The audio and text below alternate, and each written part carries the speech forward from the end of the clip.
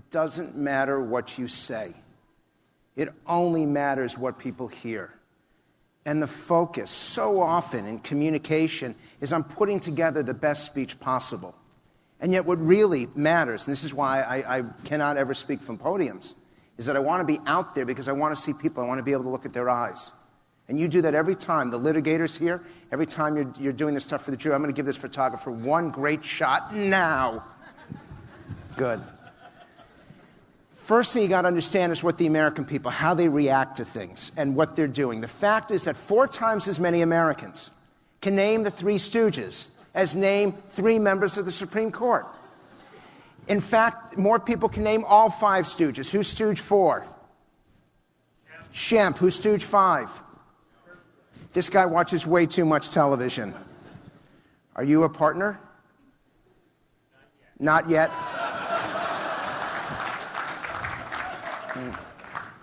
For the partners in the back, I'll get you his name when we're done.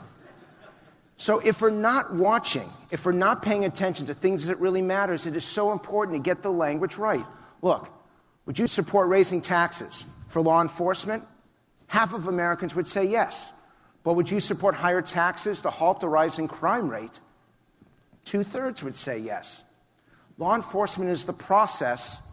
Rising crime rate is the result. You always focus on the result because Americans don't care how you get there. They just want to know that you actually do get there. I love this one. By 2-to-1, the American people think that we're spending too much money on welfare. But by 7-to-1, they think we're spending too little money on assistance to the poor. What the heck is welfare? And yet we know it because we've so demonized the program, but we still believe in the process. Here are the 21 words for the 21st century, and I'm only going to do a few of them here right now. The word in the upper left-hand side, imagine, the most powerful word in the English language right now. If I were to ask you, imagine your American dream, imagine perfection, imagine the future, when I use the word imagine, it's no longer from my perspective, it's now from yours. It's your imagination. You think about how you're communicating, whether in court or in life. The word imagine puts it in the perspective of the other person rather than you. And imagine is both powerful in a positive way and a negative way, because we can imagine some pretty awful things in life as well as some pretty good things. Hassle-free. It's the thing that we want most. We can't stand waiting in line. The best example of a hassle, how many of you, any of you bought a scissors recently? And it comes in that packaging, which is that plastic. And you're trying to open it up, and you basically need a scissors to open up your scissors. That's an example that the company doesn't understand what hassle-free life is about. We don't want to wait in line, which is why we go on the web. And you know what the single biggest hassle we complain about? Those telephone automated answering systems. Press 1 if you're angry, press 2 if you're whatever. That's an example of communication that absolutely doesn't work. We as a country, as people in America, have never been so pessimistic, so afraid of the future. There's never been a time since polling began 50, 60 years ago where more people thought that next year was going to be worse than this year. More people thought that the economy was going to get worse. More people were anxious, nervous, afraid. I'm going to show you some of the language and how people feel. And in fact, more people are angry today than they ever have been. And we've been measuring that now for about the last 20 years. And in that environment, it makes it very hard for political compromise. It makes it very hard to turn the public psyche around. So many of the people in this room are hedge fund type people, financial experts. I only know public opinion. And what I know is that the level of fear at this point continues to get worse, even as a new president, a new administration try to turn things around.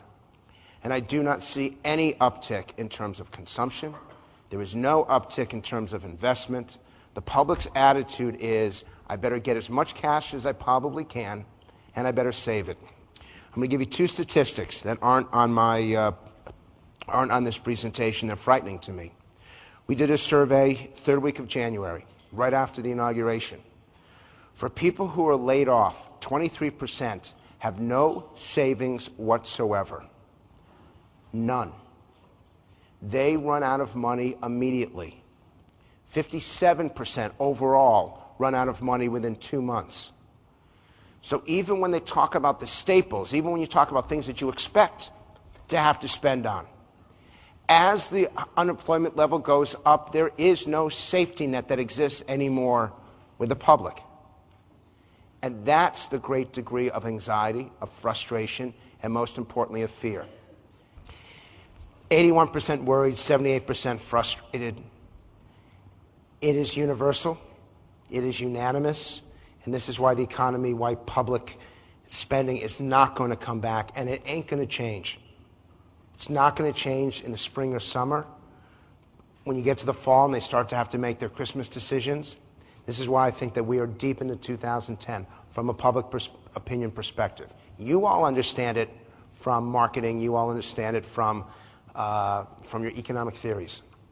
I know it from public expectation and what the people want to do. And they do not want to spend, and they do not want to invest, and that is not going to change through the year.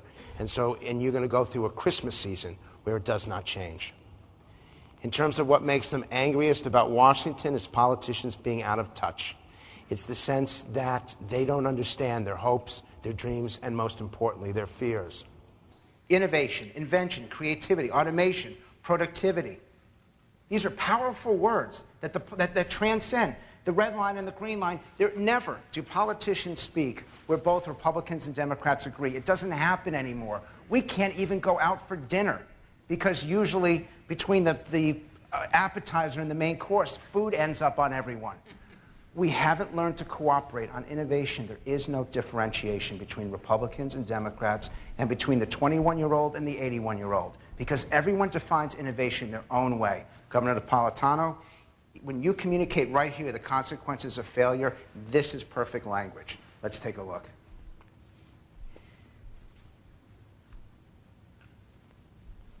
Part of innovation is recognizing that there will be failures. There will be research projects into new pharmas, and that new drug doesn't work. The tests don't play out. There'll be research into a new kind of material to make a more energy efficient, say, housing material, and it turns out, A, it's not cheap, or it's not manufacturable, or both, or what have you. Those things happen. So when you're talking about fostering innovation, you're building that already into your calculus. And by the way, more people ought to be taking calculus. The things that got us here keep going. Will not get us there.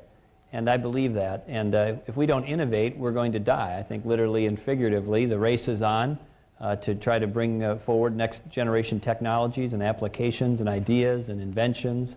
And if Minnesota and America aren't leaders in that effort, we're going to be left behind. And that's going to be to great detriment to our people and the citizens that we serve.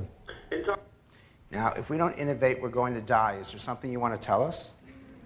No, I've talked enough about that today. You're much too young. What this is about the future. And Governor Sebelius, when you talk about your children, you've personalized innovation in a way that people can feel it and they understand it.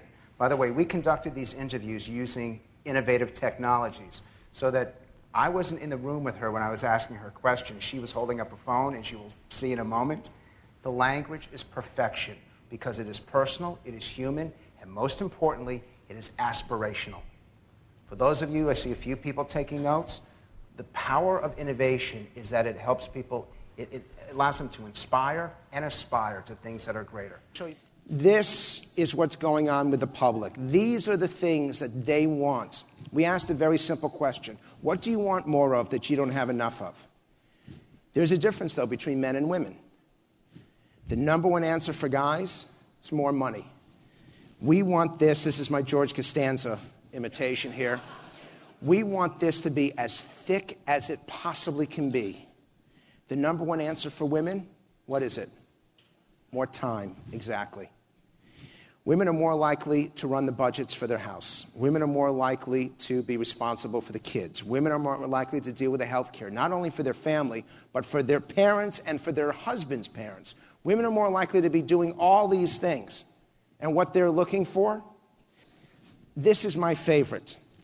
I want a show of hands of everyone in this room. How many of you believe that you have a career? That you are in a career right now? Raise your hands. Okay, now put them down. How many of you believe you have a job? Raise your hands. All the people with hands up that say they have a job are leaving.